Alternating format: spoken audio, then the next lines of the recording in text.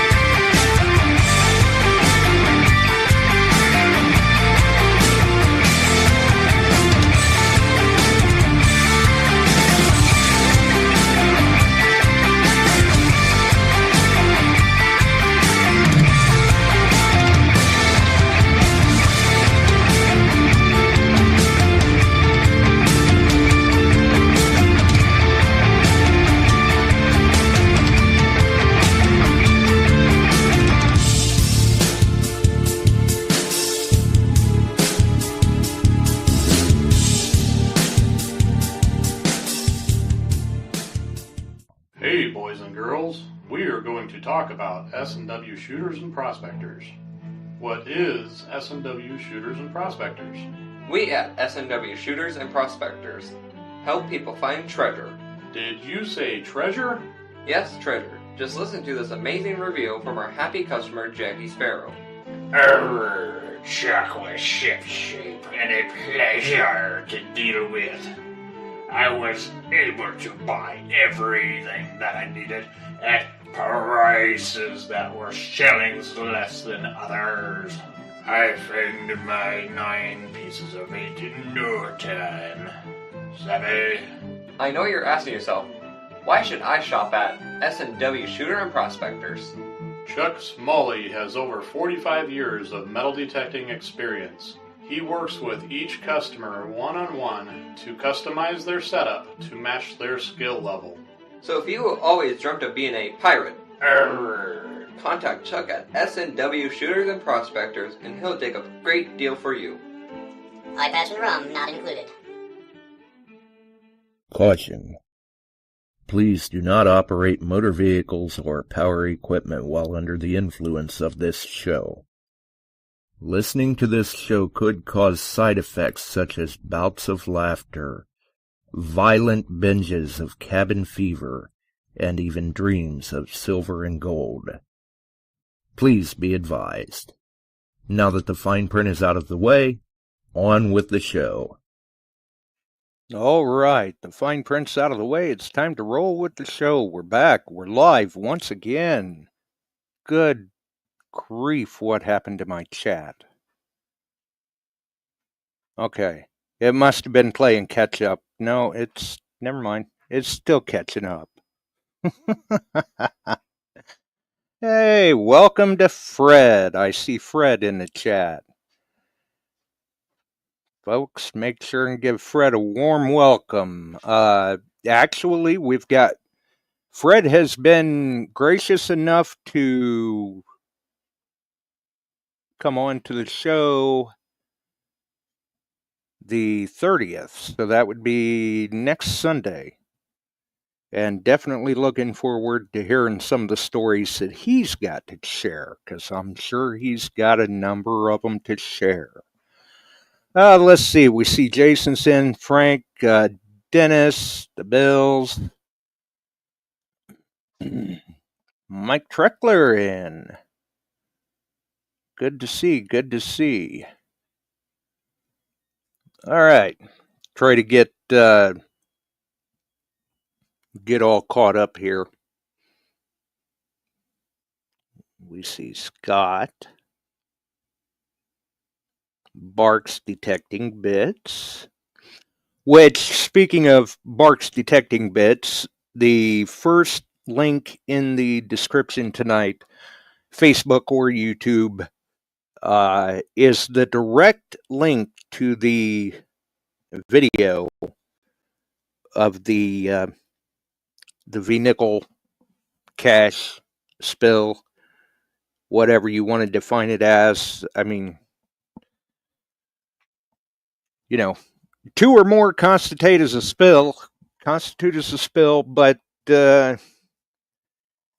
if there's remnants of a jar, well, I'm going to call it a cache. So, welcome to Ian.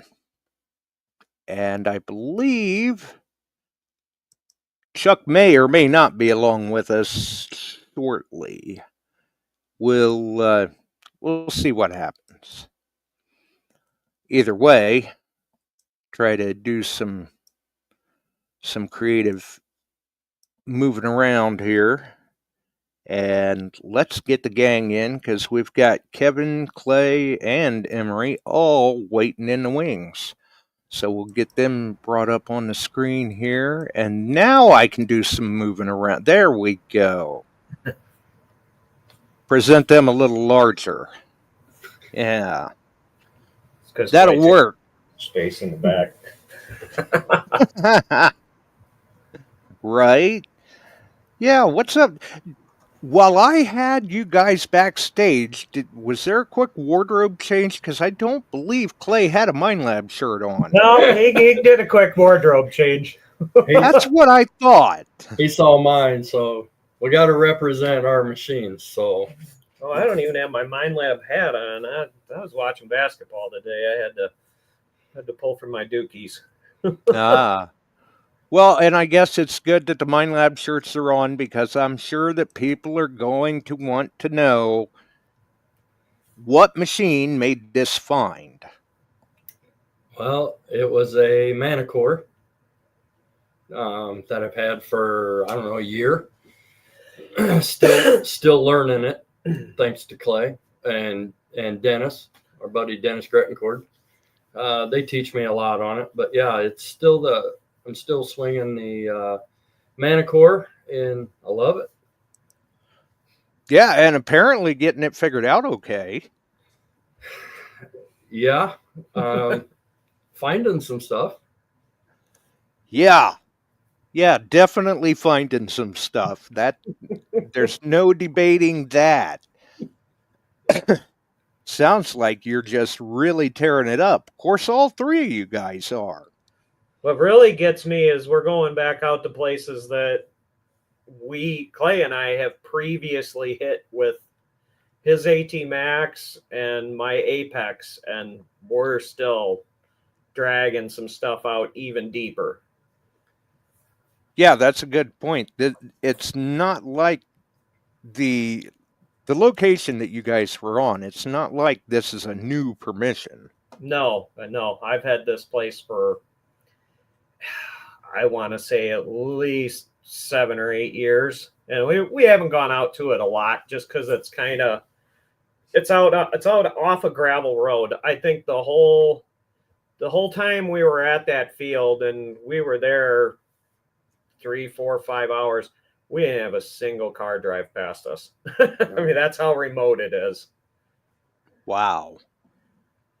Well, that's a good thing. Yeah. Of course, after seeing the finds that came out in the last video, I don't know. May want to go back there a little more often. Yeah. Well, the farmer, I know the farmer really well, and I know he deep plowed it this year. He went really deep. I seen the plow he was hitting it with, and normally he only kind of scrapes the top around a little bit, but this year he went in and he went really deep with it this year. Well, and that does bring up a good question, too. I mean, this was right on the edge of the field, basically. I mean, you guys couldn't have been but a couple of feet into the field the way it looked on the video. Right. And we did see broken glass.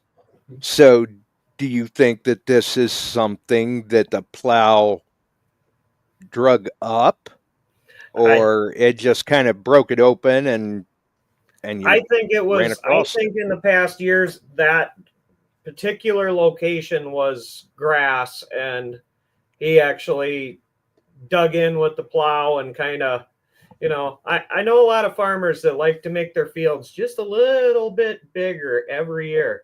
Right. Everybody likes to get that extra row in. Get the extra row in, and I think he went out. He came out towards the ditch at least 2 feet. And I'm thinking when he went through and basically put the field to bed last year, that's probably when he hit this jar with the coins in it.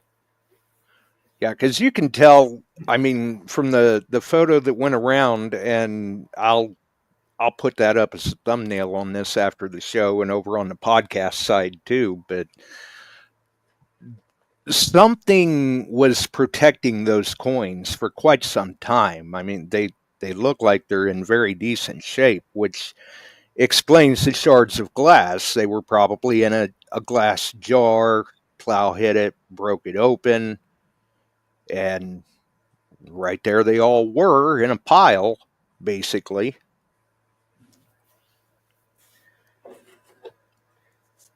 What did they ring up as to you, Emery? There they are. Well, what was weird is, like I said, I'm still learning this MANTICORE. I was swinging along the edge, probably 30 foot from the truck, where the driveway was, where we parked. About a foot and a half off the edge. I don't know why I do that, but he does it every time. I do it every time. He got the Indian head, and he was actually in between our truck and his truck. Yeah. And I don't know why I do that, but I was doing that. I was swinging, and I knew I was going to find a lot of garbage because the farmers, you know, they mow them ditches, and the beer cans, the road sodas get tossed in. Yeah, it's all right there. Yeah, it's going to blow it out into the field edge there. So I knew I was going to get a lot of trash, and I don't know if anybody here swings a MANTICORE, but with the Equinox, with the minelab stuff, nickels, they ring up about a 26, 27. And this rang up as a 23, which told me that it was a can slaw. But it was so consistent and so strong. I said, dig it anyway. And out in the fields, you got to dig. You got to dig everything. Yeah. And I wasn't going to dig it. I honestly, and I told these guys too, I almost didn't dig it because it was a 23. And I dug it. And I know Kevin likes the video stuff. And I hollered at him and put my arms up. I was excited. He knew I had something good. And I said, I see at least 3 or 4. So we knew it was a coin spill, but I didn't know what they were until he got over there with the camera, so I can start uncovering them, because we want to be the best video that we can be for his Barks detecting bits. And right. I pulled the first one off, and it was I believe the first one was a 1905 V nickel, and just kept finding them. Put my pinpointer back down in the hole, probably 4 or 5 inches, and it still rang. I put my shovel back in. I took up another clod of dirt, and they were just packed in there.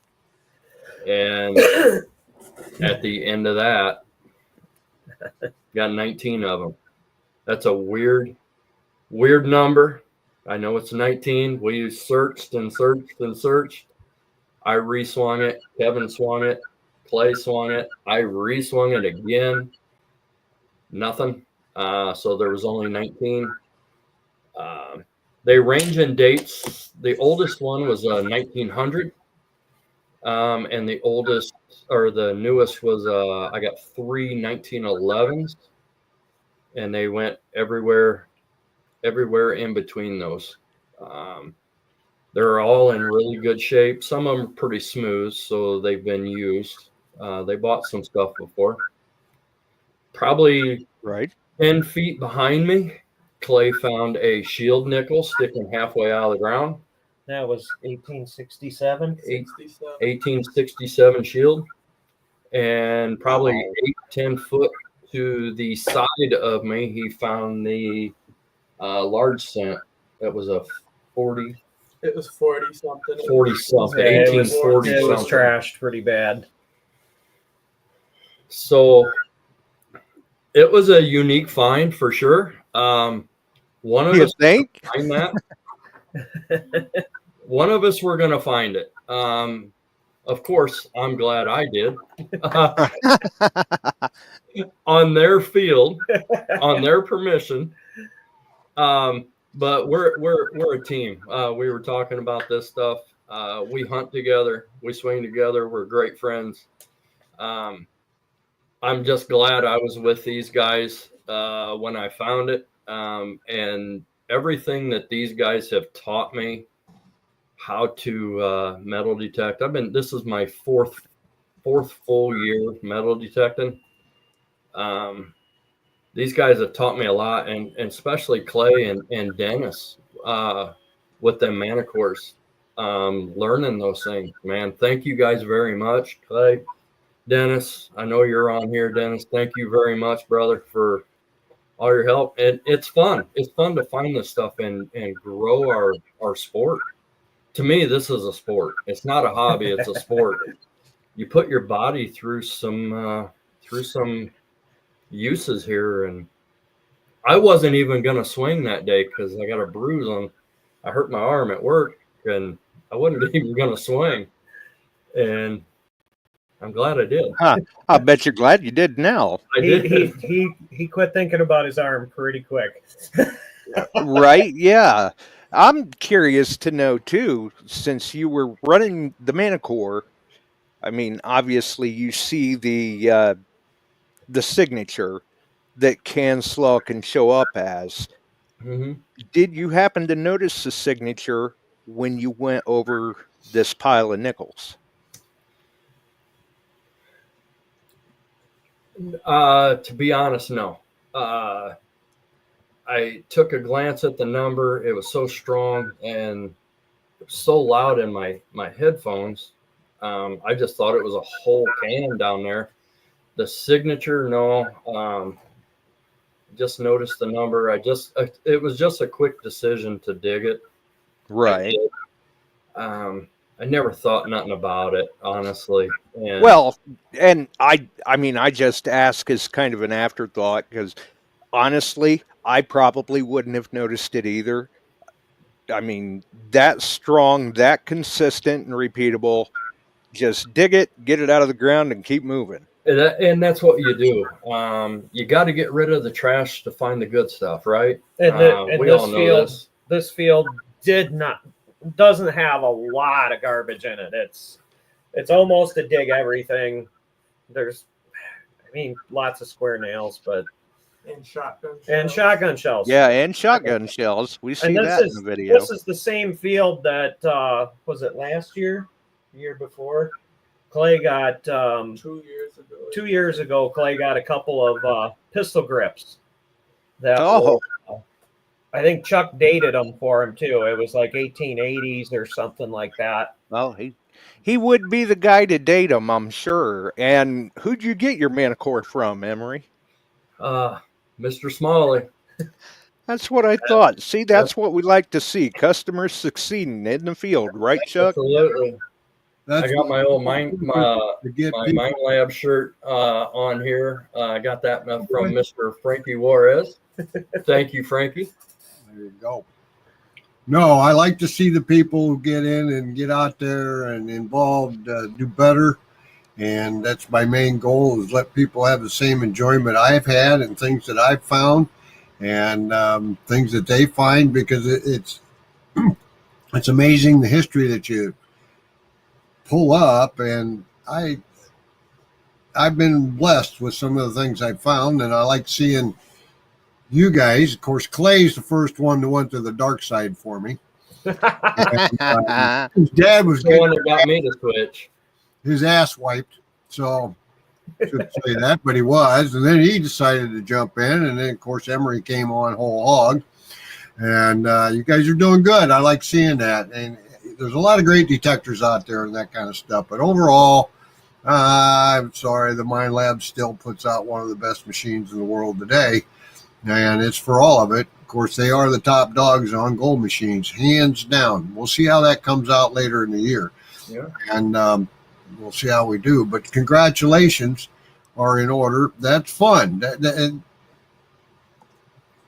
Was there a lot of glass there? Was the bottle still? We left a lot of the glass in the ground. I mean, we picked out a couple pieces of it, but I mean, when I shot the camera down in the hole, I was like, yeah, oh yeah, there's glass here. Yeah. And we never found the top. We thought we did, but thought we did at one time. We chased after the top. I wanted to see if it was a mason jar or screw-on type or what type of jar it was. And we never did find the top, but there was a lot of glass in the hole. Was the glass colored in any way? Was it tinted kind of bluish? Had a bluish hue to it. Wasn't really thick glass or nothing. So that told me it was a jar. Interesting. Yeah. Well, that's cool, you guys. That's fun. All three of you. That's excitement. That's somebody's little stash. Yeah. Oh, and you got. I almost think it could go with the old wives' tale about people buried money at the third fence post, because that was about how far it is from the driveway. Would have been about the third fence post. Yep. Yeah, fence post banks throughout the Midwest and a lot of places are pretty prevalent. I'm familiar with that. Yeah. They're a lot more prevalent than what people give credit to. Mm-hmm. Yeah. I'm kind of wondering if maybe over time there might be Hey, Emery, what's the newest date? What's the newest date? They ranged anywhere. The oldest was a 1900. Mm-hmm. And the newest was 1911, and I got 3 of those. No buffaloes. No buffs. No. Every one of them was a V-nickel. Yes. Every single one of these was a V-nickel. You can kind of see some of them are a little darker than others. Yeah, they might have been up toward the lid or laying on it or whatever. They were stacked and we all know that 99% of the nickels we find out of the ground, they're toast red. And I've only found one shield nickel that looked like that shininess, and that came out from a very old, large white pine, and it was in the pine boughs. It wasn't terribly deep, and I thought, well, somebody lose that recently? I looked, no, not. And it was in 1867. That's pretty common date on those. And I found a couple buffaloes that were together, and those sides that were facing each other were still pretty decent shape, but the outsides were red. They were dimpled and red. Right. And, it had to be, like you said or thought. I listened to your video. In fact, I called Josh. I said, you need to listen to this. You need to talk to him, because that's kind of a fun thing. And he did, and got a hold of you. But I'm going to ask you, maybe I shouldn't. I hear you got another find that's made some waves. Yeah. Now, I want one person in here to listen to this closely. Barb, listen to what these boys found. Yeah, and I mean, this is big. This is one to be proud of for sure. Something that's probably not going to happen again. I never say once in a lifetime, but with this one could be. This could be. So the one that you guys are speaking of, hang in there. What's that? I was telling Alan Landau, you better hold on to your seat on this one. Oh, I was out detecting these two. I can't remember where they were at, and I got a hold of my good buddy Dennis Grettencourt. Maybe they were at Wendy's. They might have been at Wendy's. Oh, Dennis said this is never going to go away. Couldn't resist. I'm gonna be nice. I gotta sit next to him on the plane on the way to Alaska. Yeah. Well, anyway, Alan's now holding for you. I went metal detecting with Dennis Grettencourt at a permission that I had, and it was it was a church site out in an old country church site, and we had hit this before.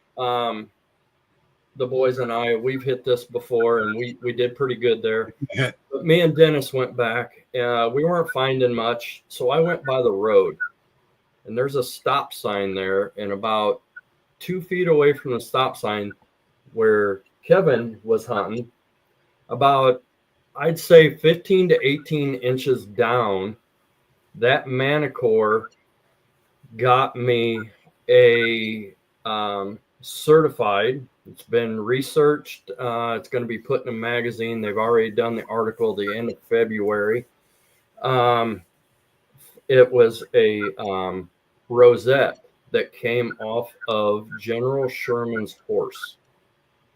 And with the design, the amount of stars, the amount, the way the chicken head eagle had faced everything, they were told that the only person ever to have that was General Sherman himself. And why it was in Illinois, I have no clue. I think half our people in the chat just had a heart attack. Yeah. Now, since that news has gotten out, I hear you've had some incredible offers on that. I've had a couple offers on it. Ain't going nowhere. Well, I didn't figure. I got it sitting in a plastic fines box in my I have a room. I have a 5-bedroom house, and I have a room just dedicated straight to metal detecting, and it's just sitting in a plastic box. So they're going to come down. They're coming from, I believe, West Virginia, I believe. They're going to come over. They want to get a picture of where it was found. North-South traders coming down? North. I hope I'm saying this right. Forgive me if I don't want to give false information out. North, South, Civil War, something. I forget. Is Steve himself coming? Who? Steve? I've been talking to a lady. Okay. Okay. I hope her name's not Steve. That's all right. I hope. When you make something into that periodical, yeah, every other month, yeah. When you make something into there, you've taken a step above. You've really done well for yourself. Done well. So they're doing more research on it to find out why it was in Illinois. I'd take a copy of that article with that piece and put that into a nice wooden case. Yeah. I'll get it. I mentioned Dennis's name in it because I was with him. I mentioned my metal detecting club that I'm a part of here. The town of where I found it, and stuff like that. So it'll be interesting once it gets published. They don't know when it's going to be published. They've already done the article. They've already talked, and they want to get some pictures. Me standing where I found it, holding the piece. So, which I'm sure it'll be pretty easy to remember where you found it. I can take even I can remember that. I can probably the gentleman that owns that magazine. He also owns a place in Orange, Virginia called Mosby's, and it's right downtown. And I've traded with him, and I actually have. He puts out a definitive book on values of things like you have. And the North-South Trader, and this is the guy that Antique Roadshow goes to quite often, and he's been on there off and on doing Civil War appraisals. And if anybody's going to know definitively what you've got, is that man there. Yeah. So I'm letting them do their thing. You know, do their research, like I said, I don't know the name. I'm drawing a blank of the lady I've been talking with, the emails and the phone calls. I can't remember. Yeah. The interview and stuff like that. I'm just waiting for it to be out and published. I just don't want to say who it was from. Because I can't remember right offhand. I have to see it. Right. That like I said, that. And the funny part is, I have the permission directly across the street from it. And what was it, like the week before that we went and hit that yard? It was the day before. I got a 2 cent. He got a really nice 2 cent out of the yard 5 minutes into hunting. I'm going to guess that was with the MANTICORE too. Yeah. One of the very first weeks I had it, I think. Yeah. Man. Congratulations. That's something that would be hard to duplicate unless you got one from Robert E. Lee's bridle. Yeah. That'd be, I mean, that's all interesting, but I'll be honest with you, Chuck, Josh, and everybody else. This was more exciting to me, honestly. It really was. I don't know why. He was shaking. He was shaking when after the I don't know. It could, I noticed the hands started doing this. Yeah. It could kind of be one of those things like with the rosette. I mean, yeah, sure, you might have recognized it as a rosette. You might have had a guess that it might date to a certain era. But at that point, you really wouldn't have had you wouldn't have known the actual significance of it until, months down the road or whatever. It's kind of like double treasure. Yeah. Well, one thing people have to realize, Billy Sherman, after the war or toward the end of the war, made trips back and forth through Illinois. Why? Who lived in the northwest corner of Illinois? Grant. You got it. Yeah. There were 9 Civil War generals out of that town,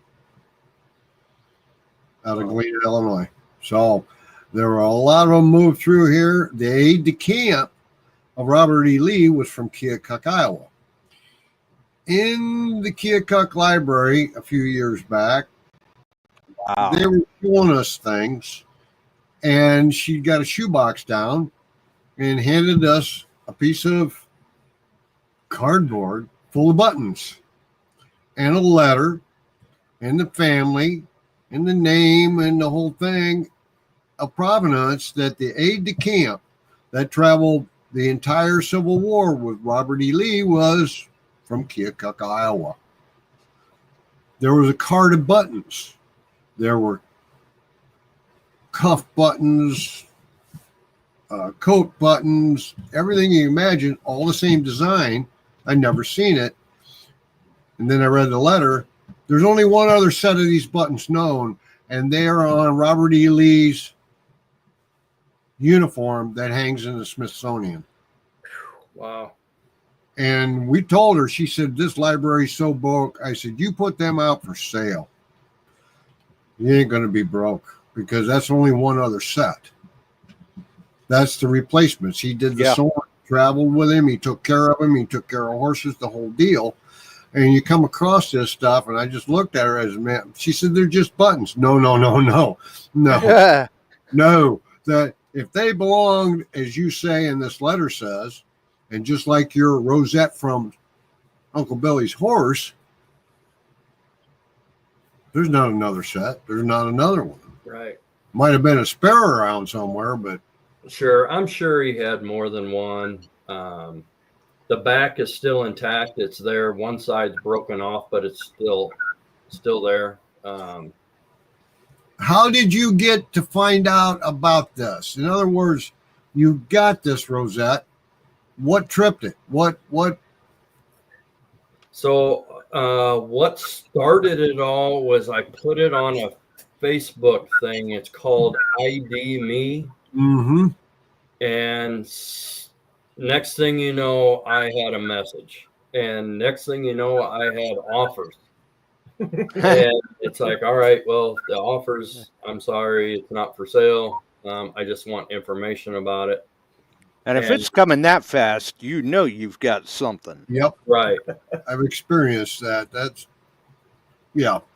And so one thing led to another. So I did a little research, and then somebody got a hold of me and said, send me detailed pictures, put it on a scale, let me see what it weighs, show me front, back, do everything that you possibly can, video, pictures, everything else. And I did. And this is where we're at. So, Whoa. Yeah, like you said, somebody said in there, show it. I forgot it. I was gonna bring it. And I forgot it because I'm so excited about this. I don't know. Well, you know, it could be for the best though, because before the show, he's showing these V-nickels off, Chuck, and next thing you know, one of them hits the floor. Yeah. So maybe it's for the best that he didn't bring it, because getting his hands on it. There you go. Yeah, don't want to lose track of it. That's very cool. That's very cool. Yeah. Keep going. That's all we can keep doing. All of us get out. I just met with the owner of some farms today, yesterday in the afternoon. And I'm going out to those because they had some of the earliest homesteads in our area on them, and his entire family owns it. They're Century Farms and all this. And he's giving me carte blanche on it, so I'm going to start hitting that. As long as I don't get another 2 inches of rain, because he's got some lowland in there that where one house sat, and it's nothing but muck. Yeah, those Century Farm signs that you see at some of the farms, I'm like a moth to a light when I see those things. I'll be at the door banging that right away. Yep. I see one I've never seen before, but yeah, we're getting to a point where we got to start scrounging up some new spots, because we've been going back to the same ones quite a bit, and we know there's some good ones out there. But it's just a matter of getting in touch with the right farmers and stuff. And I got a couple of them that I need to sit down when they're available and look at some maps, because I know they got other properties. He says I got about 2 weeks, if that. He's going to start getting her in the ground here shortly. So. Yeah, I think they're going to get in a little early this year, but I don't foresee it being too early. No, but we're finally getting some rains we need and they need, so that's a good thing. But congrats on both of those finds, Emery. That's cool. And Clay, all the stuff you've been finding, your dad may catch up someday. That's why we went to another spot the other day on that video. I had to get 1 coin for the day at least. There you go. Yeah, something other than shotgun shells. Yeah. There you go. But the Civil War stuff through Illinois, yeah, it's there to be had. It's there to be had. It's just not congregated quite as thick unless you get around places near. There was a couple Union camps, and there's some in southeast Iowa, and of course there's the Arsenal. Of course, we can't hunt the Arsenal, but the Quad City area, I've seen a lot of breastplates, Union. U.S. buckles come up, buttons. I found buttons in different places. It was here, and they travel a lot in that type, so it doesn't surprise me to see a Billy Sherman piece come up in Illinois, probably headed for Galena or coming from Galena. We had one spot that we did. Clay and I tripped over by accident. It was way out in the middle of a field, and just our research, we found a house on the corner, and we talked to the farmer, and he said sure. He says they used to have marble tournaments here, so if you find any marbles, my wife would like to have them. Okay, that's fine. But we kind of noticed something when we were there hitting it, that there was a couple chunks of rock and stuff way out on this high point, and it's half a mile walk out into the middle of this field. And next thing you know, we're getting, how many Civil War buttons did we get? Like 3 or 4, and then, you know, each time we were finding a bunch of Civil War. We found a mini ball out there too, or somebody did. You might not have been. I don't know if this will work. I don't think it doesn't look like it. It's awful white there, Emery. Hold it back some. I don't know. Angle it. You had it. Or he may have to shield it a little bit from Clay's light. Yeah, right. I don't know what I can do here. Oh, we just there, right there. There you go, right there. Cool. Right there. You have to come back on though after they come in and talk to you about it and give us all the info. Oh, absolutely. Yeah. And yeah, like I said, we'll if definitely do a show on that. If anybody wants a picture of it, just send me a message on Facebook or something. I'll gladly send you the pictures of the front and back. I'm glad to share it with anybody. Maybe you should send a picture of that to Chuck, and he should post it on the Shooters and Prospectors page as a customer's find. Sure. Yeah, that and the nickels. Sure. Yeah, definitely. Yeah. You know that. It was funny because yesterday, right after I did the video of him finding those nickels, I go, you watch and see. You're going to be a internet celebrity by tomorrow night when the show is on. That's what I talking with Josh earlier. He said he's getting hits all the time on that. So, yeah. Oh yeah. Good. Well, as soon as I found that all them V nickels, we got it all. We swung it over. Didn't find anything. So them guys were kind of doing the circle around it, you know, to see. I would be too. I'm over at the truck shaking so bad I had to stop and relax for a minute. They detected while I was at the truck getting a drink of water. Yeah, I've seen Clay dig stuff up. Clay goes, I got this. That's it. Yeah. Well, we got a little later on in the day, and we were both swinging around up towards the road, and I just kind of look over my shoulder and I see something that doesn't quite register right. Here's this one back here. He's laying on his belly in the field, and he's up to his shoulder in a hole, and he's pulling stuff. He found another trash pit or outhouse pit, and he's out there digging away at it, and that's like the second one that we found out in this field. But it was, I says, you look at the gopher over here. Did you get any bottles? No, just a lot of broken glass and stuff is really all he got out of it. What else did you get? I got a few pieces of pocket knife out of there, a few Wow. buttons, a pair of pliers. But the last one that he dug out there, it was 3, 4, 5 feet deep and at least 6 feet wide. And he ended up pulling up a 3-point plow hitch out of this hole. He's like, well, what are we going to do with this now? I says, well, it's not going to fit back. Yeah. That's when you're like, good luck fitting that in your pouch. But I think that day that he did the big hole, we brought, geez, what was it? At least 3 5-gallon buckets full of nails and junk. Two 5-gallon buckets completely filled to the top of just nails and scrap and junk and everything else. But he tripped it with the AT Max, didn't you? Mm-hmm. Yeah.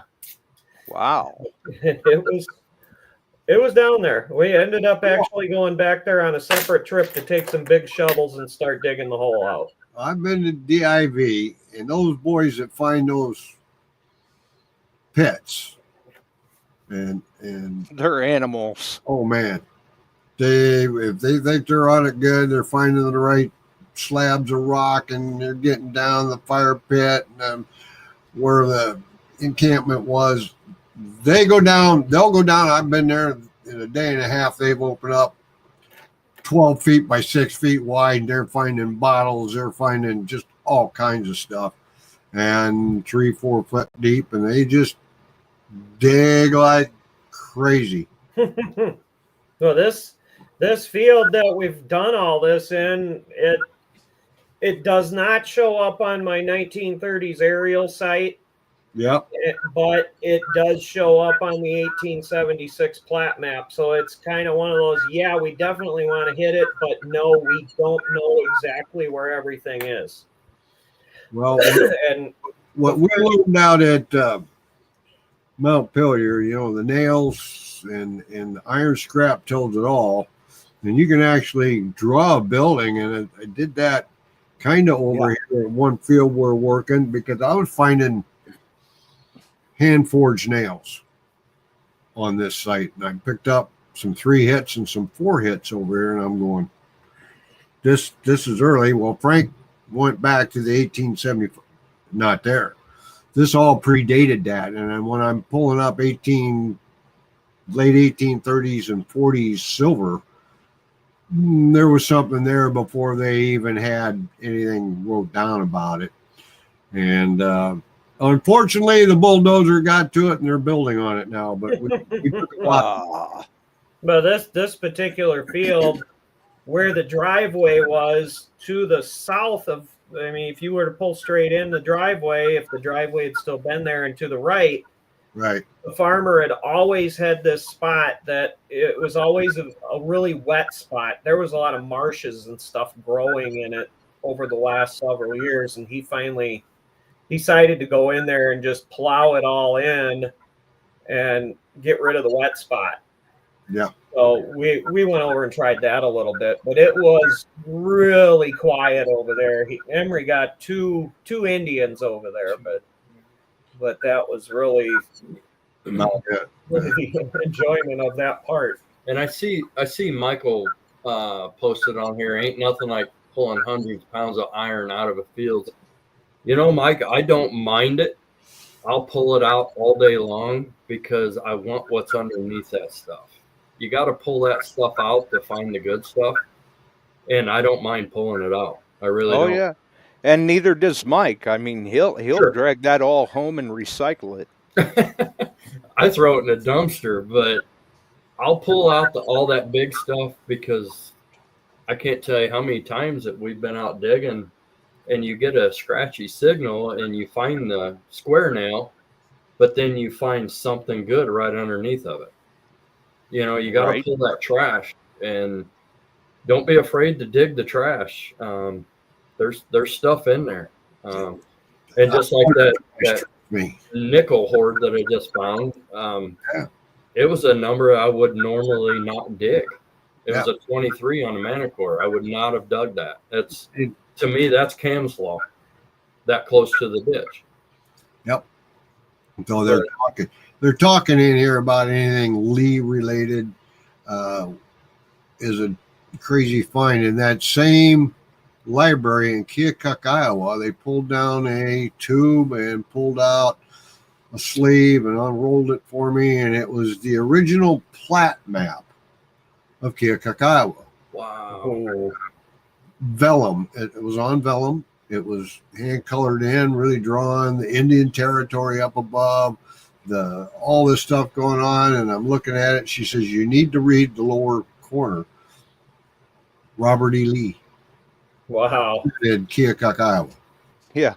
That library wouldn't be broke for many, many, generations. I was there with a film crew, and we shot a show called Detecting History, and we had permission on the original home sites of Orion Clemens, his mother's house across the street, and Sam Clemens' home, who later became Mark Twain. Mark Twain. They had one of the first printing presses in southeast Iowa, that area, and they were doing a city directory, and they have the first city directory printed by those two with handwritten change notes to each other inside this book. And they just kept pulling stuff out. And Scott and I, my brother-in-law, we were just like, and you're telling us you're broke. You got stuff in here people should be seeing. That's museum quality. I said, your city plat ought to be put in the right thing and put out there, as by Robert E. Lee. And it was amazing to handle all this stuff in one sitting. She just kept bringing it out. There was a letter in a box with coins, a watch, and several other items. And the letter was put away correctly. It was in a sleeve. And I'm reading this letter and I'm looking at this stuff, and it was the personal effects of a young man that took off with the Lewis and Clark expedition and was killed in Sioux Falls. They sent his stuff back to the family in Keokuk, and the letter is signed by Meriwether Lewis. Wow. That's crazy. And they just kept, I'm like, I told her, I said, you got to get, they had old Scotch tape holding the coins on a sheet of heavy paper. I said, you need to get that off of there. Get some coin holders. We ain't got the money to buy the coin holders. I said, I'll go get them for you right now. You need right stuff. I said, it's crazy. Nah, she said, don't worry about it. And it's just like my jaw hit the table. But how many libraries got little things like this tucked away all over the U.S.? Right. It's another treasure hunt you could go on, and they kept dragging stuff out for us because we were filming in there and we did all this stuff with them and talked with them and had a good time. But then I hunted up there. I did find one piece of printing press plate, but it was more modern. It was not from the plate from the press from the Clemens press. And then they burnt those guys out because they were printing abolitionist stuff. Crew out of Missouri come and burnt the printing press shop down, but they threw the printing press, which has never been recovered, into the Mississippi River at Keokuk because of what they did. That's when Sam Clemens left and went west. And that's where the beginning of Mark Twain was California. So the history kind of rolls along with movement. Sometimes it's hard to follow the history, but once you get on that track and you can follow it to a certain spot, and that history's hard to follow sometimes. The area you guys were or are working a lot, there was a route that goes right through that area that comes over towards and splits, goes up towards Davenport and down to Keokuk, because those were major river crossings at the time. Right. They didn't have rail, they didn't have all that stuff. And then down to St. Joseph and on up the river to Dubuque and Prairie du Chien. And I followed a lot of that and hunted a lot of these spots, and it has paid off. Yeah. We're getting to the point where we're finding where the old wagon trails were. Yep. And we're actually getting permissions on those. Now we haven't been to them yet, but it's going to be interesting once we get there. Yes, it will. Yeah, it's all overgrown. There's trees all around, but the wagon trail went right through it. I'm excited to get there and swing it. I'll bet you all are. You guys are going to have a blast. If you can hook up on any of the Oregon Trail, that's another one. And I've seen guys that have found spots along the Oregon Trail because we had a lot of military presence moving up and down that trail to protect people traveling. And found encampments and oh man, it was fun to watch them. They were doing their legwork getting permission, because actually in a couple spots you could still see the road depression through. Never been plowed up or anything, and the road was there. Right. So they knew what they're doing. So if you can get into that kind of history and follow it, that's cool. Right. All I know we got Swing in the Summer coming up. I know we got Chicago Dig Fest coming up. Yep. I've never been more excited in my life to go to these things. I've never been to something like this before. I want to go meet everybody. That's my main goal. Oh, so Swing into Summer is going to be your first one. That's going to be my first real. Well, we'll have a good time, Emery. We'll guarantee you that much. I have a flyer coming out, and I've got a gentleman help me put that together with everything on it and all that stuff. You'll see it posted in the clubs and that type of thing. The gentleman happens to be Ring himself. He's good at this stuff because he throws them together for a lot of them. So he's putting that together. We'll have all that stuff on there. But we got quite the crew coming, and we have representatives from minelab, Garrett, Deus, Naka. And there's some surprises coming from Naka, so you want to hang out and see that. Well, I'm new to this stuff. I have a lot of questions, and I'm sure Clay's probably getting tired of me asking. Well, you will be in the right spot because there will be people there that can answer your questions. Right. Got it. And there'll be gold panning. I don't know if Tim has talked with Alan yet, but there might be one of those ID me's. I can't promise that. I hope it is. And we can get that done, and John and Alan can run it, and they know what they're doing with it. So that would be and Naka wants them to spread to different events. So if we can pull it off and help them, we'll do it. Good. And anybody can put a team together and enter. I'm looking forward to all this stuff. It's fun. I'm bringing my camper to both of the events. Stop by my spot. We're hoping we have 3 sites together at Swing into Summer. How fun is that going to be? Frank doesn't live far away, but he's going to bring his out and join us too. So we get. if you like Bush Light, come visit my trailer. There you go. You're gonna try to get And we have the designated driver to come back from the meet and greet. Clay, you know, just tell him to shut up and drive. Whatever, but. Are you guys going to try and get the main campground, which is the south side? Whatever we can get 3 well, there's together. Campgrounds. There's Fisherman Corners, and that's just above the Lock and Dam where the camping is. And then there's another one down below, which is a pretty good sized campground. Whatever's closest to the hunt site. There you go. And we're talking all within a couple mile span. Just remember, Clay, if you're the designated driver, you've got to stop and get gas at numerous gas stations on the way back to the campground. Is it really for gas? That too. Well, see, in the next day, you guys will wonder, man, it didn't seem like the campground was that far, but why did it cost us $150 in fuel? Well, you know, Bill Hayes made a comment here. Emery, at least it wasn't Bud Light. You got me, bud. There you go.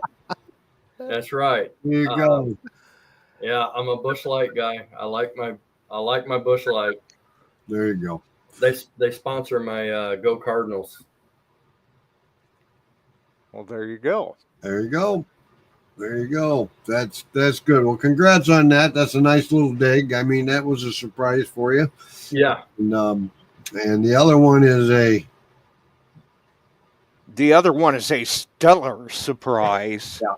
And keep working on that. And we'll follow it close, and we'll see how you come out on that. We'll have you up here. Kevin keeps telling me to drive down and go out in the fields with you. Please do.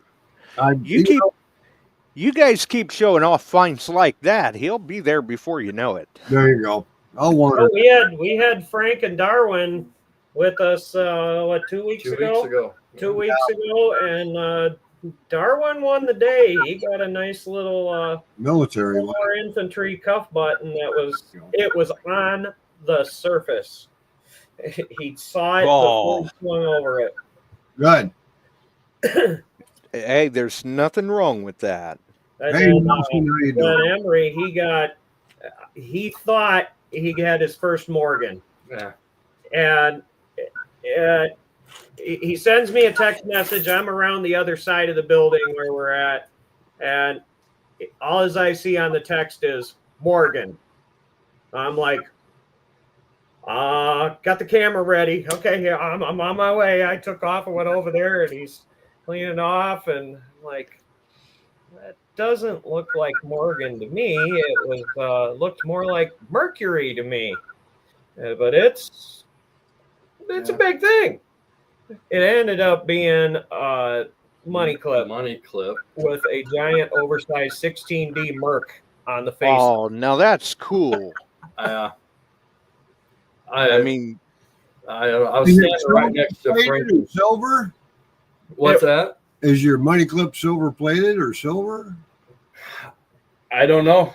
Since I found out it wasn't a Morgan, I haven't even looked at it since. We don't think it's silver. I mean, it might be silver plated because it was kind of corroded a little bit. Yeah. Yeah, I'm not sure, to be honest with you. I don't know. Cool. Well, still, I mean, cool. It was a fun find. It was a fun find. Yeah. Yeah. I'll bet it definitely got the blood flowing at first. It did. For me, especially me being new. Yeah, but no. I'm still Morgan free, so I don't have one of those. But my It'll happen. This year is a try. I want to try. Morgans show up in the oddest places. Yes, they do. Clay's got the oddest Morgan in probably anyone's collection. It's just a mangled up ball of silver, and you can see just a little bit of the stars and the E pluribus unum on it. You can just tell it's got some Morgan details on it, but it is either the plow has been very mean to it, or somebody else was really mean to this thing. It's ugly. I think the house burnt down, and it was in the house and melted with the house. Melted with the house burn. Maybe. Could have been in the front door, under the threshold of the front door, because I've heard a lot of stories. My only Morgan that I have came from one of those. Yep. It was underneath the porch of the house that was getting torn down. Well, and I'll tell you, I probably would have found the story difficult to believe if I hadn't seen the piece myself. But I ran into a guy that he actually dug an American Silver Eagle. Oh, I think I remember seeing that somewhere too. I mean, it happens. Anybody can drop anything. I mean, that's like, I've had places that have told me, well, you can try doing the yard, but you're not going to find anything. Yeah, you're not going to find anything. And they're like, my family, going back as many years as I can remember, was real careful with their money. And I walk up the sidewalk and the boom, boom, boom, there's 3 silvers right there. What do you think of that? Yep. Everybody always thinks, well, we didn't lose anything. Yeah. Okay. Everybody loses something. Uh-huh. Oh, yeah. Yeah. So at some point. Congrats, man. That's a nice afternoon. That's cool stuff. You guys are gonna have to, Clay and Emery, you're gonna have to let Kevin find something someday. We can't. He's busy running with the camera. He's got the camera. camera. Got the camera, Clay? Yeah, Emery. We got to have it on video, or else nobody will believe it. So that's his job. We gotta step up our game and find it. There you go.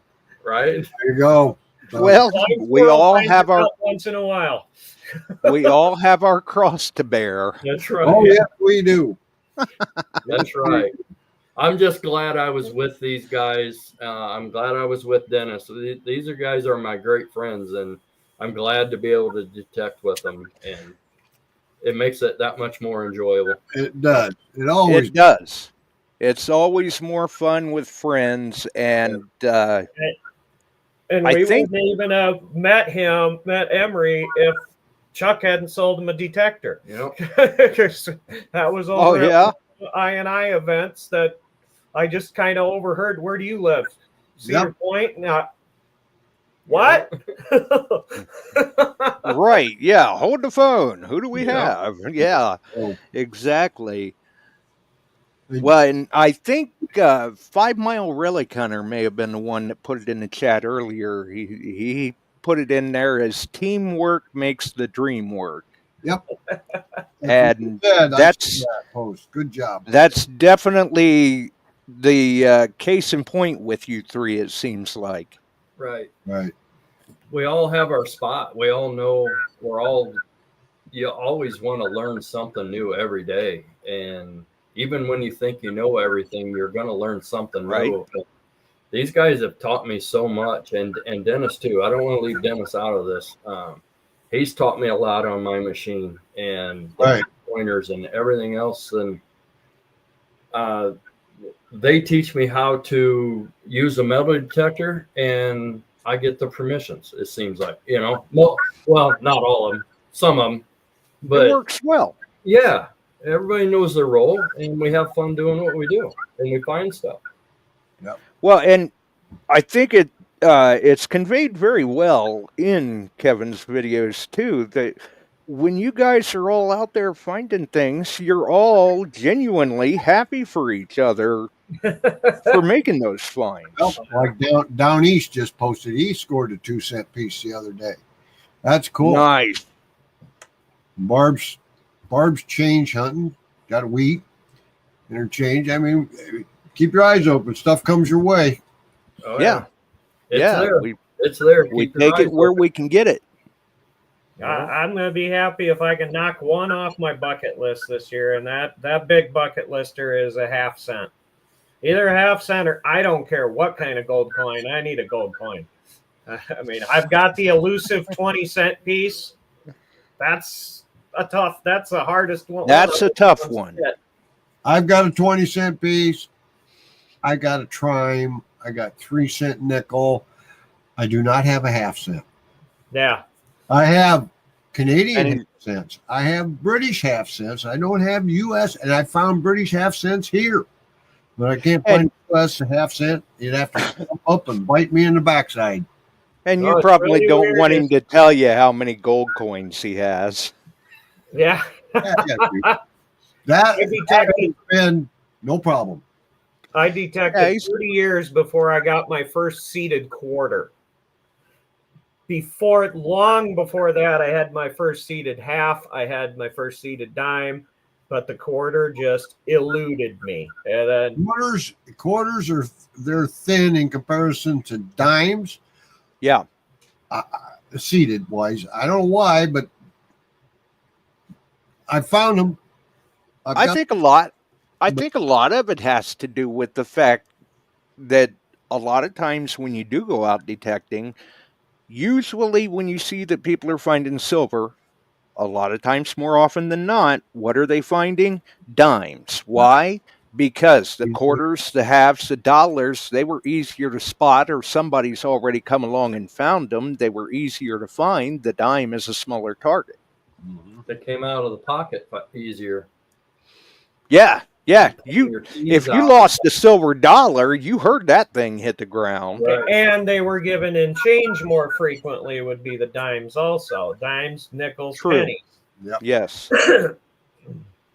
Yeah. Yes, absolutely. That's like our schoolyards that we hit all the time. That, we have some that are really good, that have been really good over the years. We have some that have just been really bad. And I mean, people can judge it the way they want, but the old schools and stuff, when they started the hot lunch programs in the 40s and 50s, those are the places you really want to go if you're chasing after silver. Granted, it's going to be probably Mercs and Rosies, but you'll find silver. Silver. Yeah, I mean, silver's silver. At 33, 34 plus an ounce, I'll take it any way I can get it. I don't care if it's a dime, an earring, a pendant. Right. A friend of mine bought a 705 from me, Xterra. his first year, he had an in with the phone company and got a map of where every outdoor phone was at, and he'd go to every place there had been a phone booth. And if it sat on the corners, you wouldn't believe the nickels and dimes, the silver dimes, occasionally in a quarter. You never found anything bigger than a quarter. But Right. Dimes around those things, silver ones. He got Roosevelts and Mercs you wouldn't believe, because some of them, the map even said when the phone booth was put in there.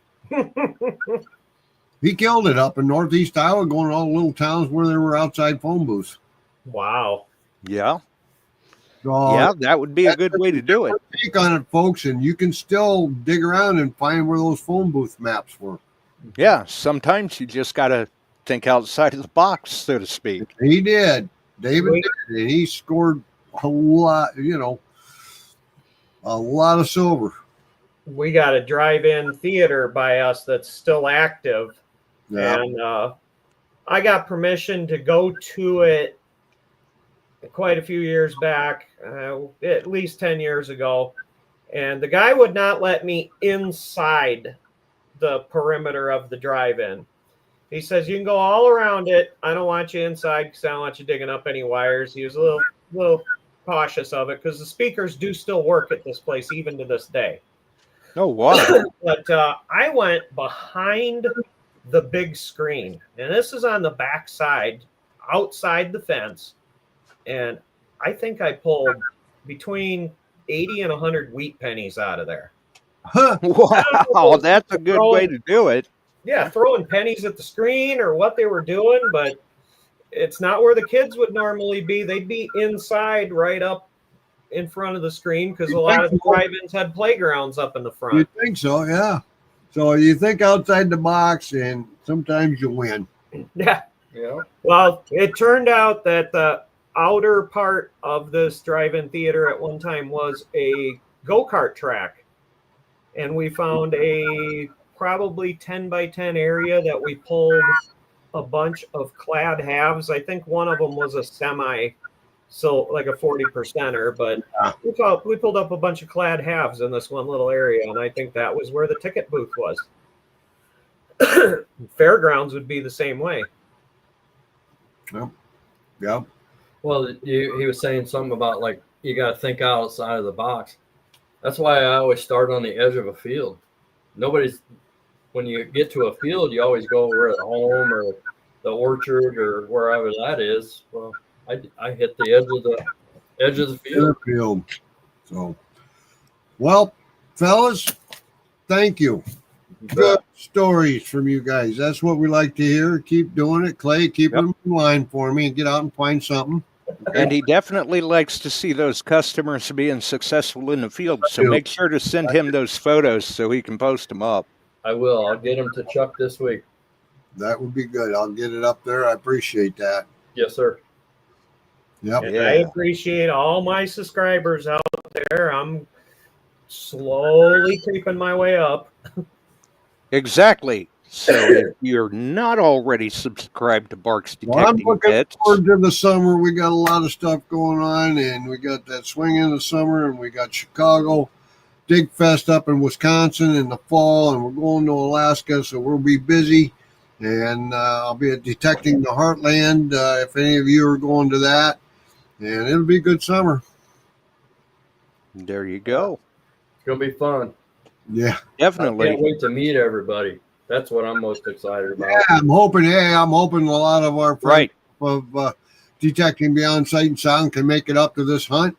And it'll be fun, and I hope the Bills get over there. And Barb, she keeps saying she's trying, but I don't know if she's going to be able to make that. But there's a lot of others. Come on up. We'd love to have you. There's campground. If you got a camper, pull her up, and it is a nice place. You're on the Mississippi River, and you'll meet a lot of good folks there, too. Yep. Yeah, and it is an old site.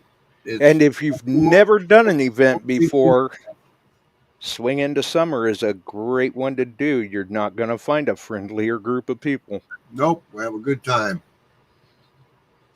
That's what we want you to have. Come have a good time with us. Yep. Well, it seems like the three of them are already having a good time. Yep. Yep. We try. We try to get our itinerary in line before the weekend even hits. There you go. It was kind of like yesterday was kind of we just kind of went with it. Yeah.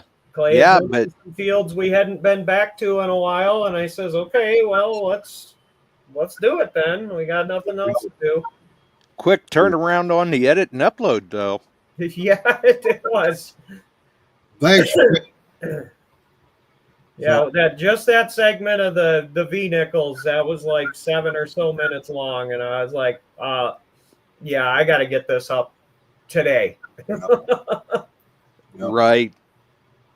Yeah. So for anyone that's not already a subscriber to the channel, you may want to go over and subscribe, hit the notification bell. Yep. Check out the last video, the most recent upload that was uploaded yesterday. The link is the first link in the description is the direct link to that video. And go over and leave a comment, hit the likes button, all of that happy jazz for them. And to everybody out there listening, if you got something that you found and you want to bring it on and show it to us, this is what we like. And, right. You know, bring it on. Talk about it. Talk about your finds, your friends, and what you're doing. This is the fun of this. Yeah, exactly. You know. And if you're using anything other than minelab, call me. All right. I'm going to get out of here. Josh, thanks, fellas. Appreciate you coming on. That's a good night. Thanks, Josh. Thank you, Thanks, guys. Chuck. See you, boys. Well, you know, what do you do? What do you do? But definitely, guys, thanks for dropping by, and continued success out there in the field and with the YouTube channel. Yeah. Thank you guys for having us on, and it was a great show. It was a lot of fun. Yeah, absolutely. I had a blast. It's good to catch up with the three of you again, and who knows, maybe when the article's published about the Rosette, we can get you all back on again. Or You maybe I'll find something finally. Right. Yeah, maybe it's Kevin's turn. That's right. Maybe I'll run the camera once. Hey, there you go. Yeah, there's always that option. All right. Well, we thank you for taking the time to drop in with us, guys. I'm going to let you guys on out of here then, and have a wonderful evening. All right. Thank you.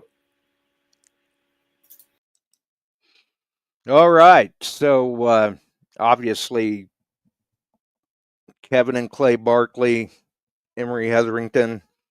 Emery made that very surprising find, 19 V-nickels, all dating from 1900 to 1911. And out of the 19, only 3 of them were 1911s. So, not bad. And apparently, offers have already been coming in on that find as well. Either way, can't beat it. Can't beat it. You know, fun with friends. How does it get much better? So, if you enjoyed the show, make sure and throw us a like right here. Check out the link at the top of the description. Go over, check out the video for yourself where you can see this find of the V-nickel cache, and throw them a like, leave them a comment, subscribe, hit the notification bell if you feel like doing so. And obviously, you can keep track of us here by subscribing, hitting the notification bell, or following the podcast side through your favorite podcast distribution services. It's been a fun night. Until the next one, maybe it inspires you to get out there and find that just absolutely phenomenal find. And if you do, reach out to me. We want to showcase that one too. We'll catch you on the next one, folks. We're out of here. We sure are glad you found us here tonight. Thanks for dropping by and joining in. If you like metal detecting, treasure hunting, gold prospecting, or even entertaining discussion, check us out Wednesdays and Sundays, 8 p.m. Eastern, on your favorite podcast distribution services.